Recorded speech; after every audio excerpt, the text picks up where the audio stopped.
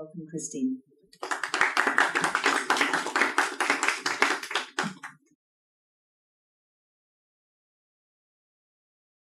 The first poem picks up on the point about my own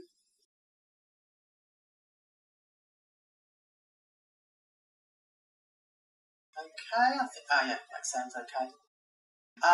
The fact that my own ancestry is on one side from Huguenot refugees and on the other side from Irish migrants who came over to escape murder. Grandfather was shot as part of the Easter uprising, and the story goes with 12 bullets in him. And so the first poem is called EastEnders. My father's name is Huguenot, witness to the exiled weavers who settled in Spitalfield. He fought at Cable Street. My mother's blood runs green, ripe with rebel songs and booze. I grew up to the sound of Bow Bells, a street life among council flats, bomb sites, the stalls of Brick Lane Market, thriving on Tizer and broken biscuits from Mick's, the Jewish corner shop, rich with the freedom that poverty gives. Now I live soft in the suburbs, planting shrubs, taking the tube into the cultural heart of the city with an American husband who swapped the Big Apple for apples and pears. But my voice is still Cockney sharp, and street awareness lives on, close to the bone. There are battles still to be fought.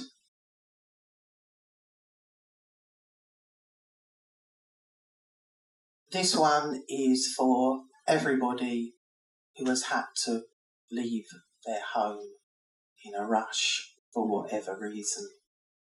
And it's called Pack a Suitcase, Grab Your Family and Run.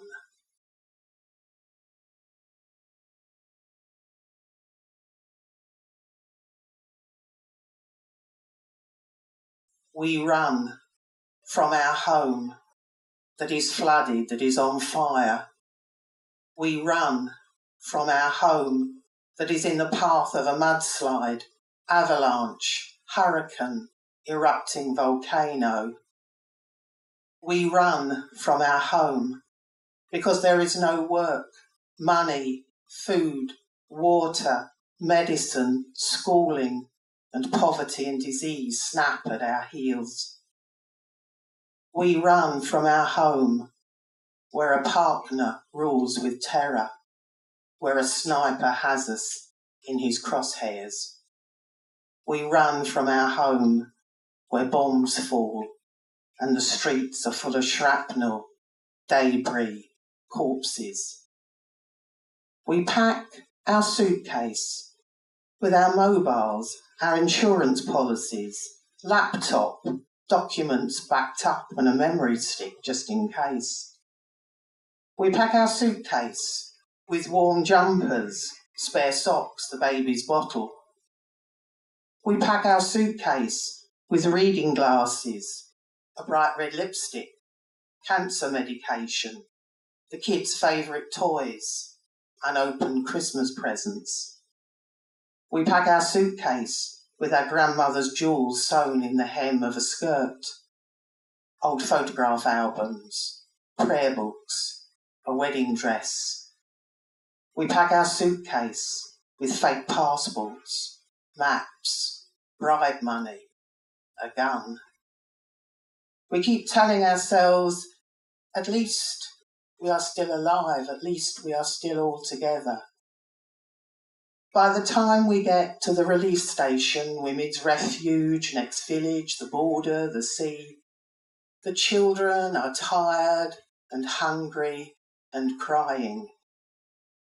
The suitcase falls from our trembling, cracked and bleeding hands and breaks open, and out burst all of our fears grief, terrors, uncertainties.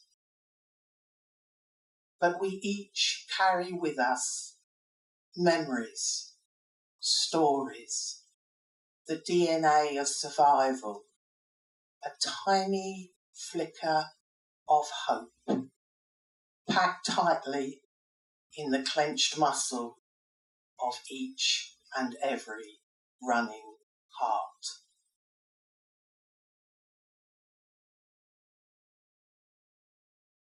And now, on a slightly lighter note, a poem written specially for this morning, when I found out how early the day was going to start and that I was going to be one of the first readers. And it's called Up with the Lark. I am not a lark. I do not leap from my bed as soon as the sun comes up, perform complicated yoga positions, walk the dog and finish a chapter of my latest novel, all before a sparse and healthy breakfast, ready to make the most of each bright new day. I am an owl. I crawl from my bed every morning, stultified and yawning, needing copious amounts of time and caffeine for my brain to function at even the most minimal of levels. I prefer the hours of darkness, staying up really late, reading, talking, music, films, a glass or several of wine, or maybe many pots of tea, and far too many of the biscuits that I shouldn't eat any of at all, ever. But today I must be a lark. The alarm clock broke my sleep and threw me in the world far too soon, buzzing with adrenaline. Breakfast was quick, tea was gulped, poems were rustled and organised, a bottle of water put out, ready to take. Hair and teeth brushed, must look respectable. And then I was out into the dark, chill autumn morning. Far too early for any self-respecting owl. And so, why am I doing this? For a cause, for a crisis, for a commitment. For those who do not have the luxury of deciding whether to get up early or late. For those whose choices are all about survival and the desperate need for a place to call home. And I am here today for the poetry and the communion of poets. An owl transformed just for today into a lark, heart and voice singing among this exaltation of larks.